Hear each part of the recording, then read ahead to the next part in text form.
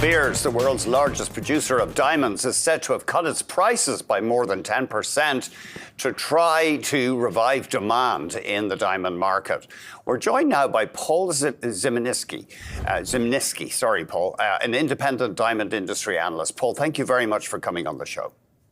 Yeah, it's my pleasure. Thanks for having me. Just to start off, I mean, all this is hearsay, isn't it? We don't know. De Beers doesn't announce these price actions, for one thing. Yeah, so De Beers does not publicize price changes on a sale-by-sale basis. So I guess everything we're talking about today is as reported, and it's based on independent sources and anecdotes. But from what you're hearing, is there some credibility to it that De Beers is bringing down prices? Yeah, so the word is that De Beers lowered rough diamond prices at its December sale by 10 to 15%, basically categories across the board. They also reportedly lowered prices in January of this year. So it's been a tough couple years for the diamond industry.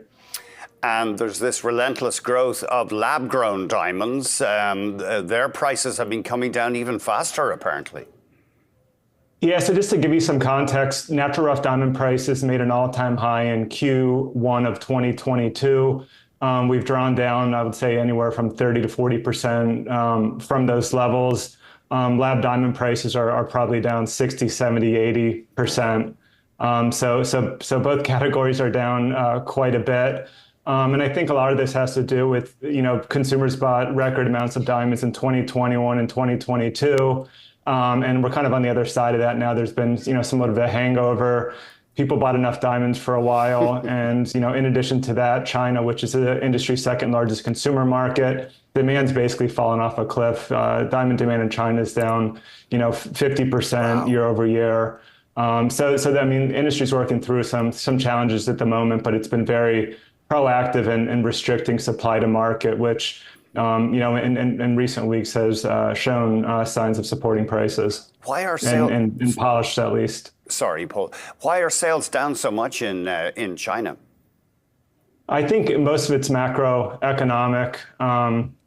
You kind of see this across the luxury space in China, whether it's secondhand watches, whether it's other luxury goods. So I think it's more macro driven in China.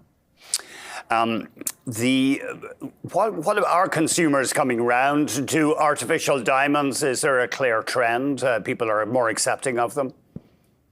Yeah, so I guess it's important to note that the two natural and man-made diamond, they can be distinguished from each other with certainty. So because of that, the prices are significantly different. You could buy man-made diamond for 80, 90% less than an equivalent natural. So that low price point is certainly attracting consumers that don't want to spend, say, thousands of dollars for a diamond when they could buy a similar quality man-made diamond for hundreds of dollars. So I would say it's at the lower end and more like the fashion jewelry category that you're seeing that take off the most. When you look at the high end, like the Tiffany's and the Cartiers, they still only sell natural diamonds. That's what their customers want. They want rare and valuable materials in their jewelry. So I would say that the market it definitely seems to be splitting. You reckon that the supply to the market, which De Beers plays a huge role in, I suppose they dominate the supply of fresh stones to the market, may be the lowest since the late 1980s. I mean, the population has grown. China, that market has expanded. So there really has been a drop in supply, it sounds like. Yeah, so if we look at De Beers and the Russians via their miner Alrosa, they represent almost 2/3 of global natural diamond supply. The industry's been very aggressively pulling in supply, trying to balance fundamentals. To give you context, natural diamond production was, say, 150 million carats in 2017. This year it's going to be 100 million carats, so down significantly. And again, I think we're at levels that we haven't seen since the 80s and the 90s.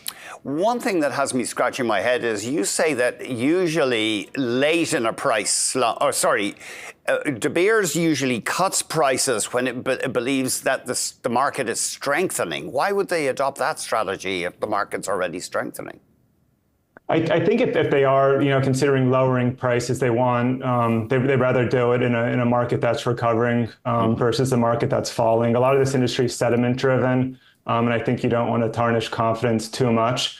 So I think in a situation like this, they figure they could lower prices and they can, the customers will buy more diamonds. And I think it's important to understand that Anglo American, which is De Beers' parent, they put the company up for sale, so that may be playing a part in this as well. Anglo American may be trying to dress up the results, boost profit or sales to get a better price for the asset. Yeah, I just think the last couple of years, again, just given the fundamentals of the industry, De Beers diamond sales, they were down 37% year over year last year. They're on pace to be down another 30% this year. So I think they're maybe stepping in a little bit now and trying to do what they can to increase sales to finish out the year. Thank you very much indeed, Paul.